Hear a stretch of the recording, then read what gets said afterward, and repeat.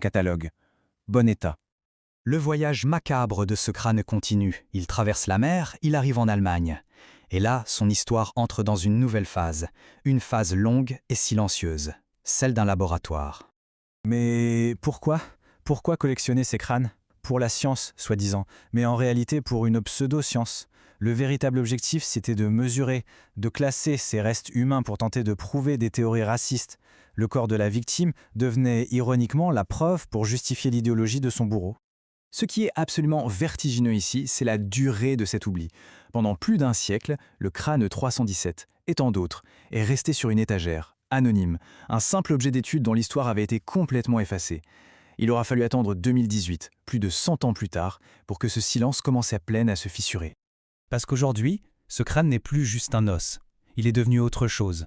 Il est devenu un témoin silencieux dont l'histoire, enfin, on commence à l'écouter. Et oui, 2018, c'est un tournant. L'Allemagne commence à reconnaître sa responsabilité et entame le processus pour rendre ces restes humains à la Namibie. Des cérémonies ont lieu, des excuses officielles sont prononcées.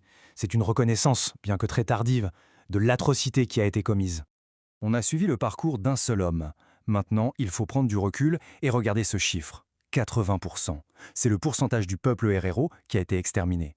Ce n'est pas juste une statistique, c'est une quasi-disparition. C'est une culture, un peuple décimé. Voilà pourquoi il faut mettre le bon mot sur ce qui s'est passé. Ce n'était pas juste une guerre coloniale particulièrement brutale. C'était un génocide. D'ailleurs, les historiens le considèrent comme le tout premier génocide du XXe siècle, une sorte de répétition macabre pour les horreurs qui allaient suivre.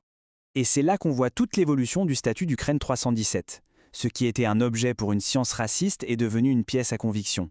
Ce qui n'était qu'un numéro dans un inventaire est redevenu la mémoire de tout un peuple.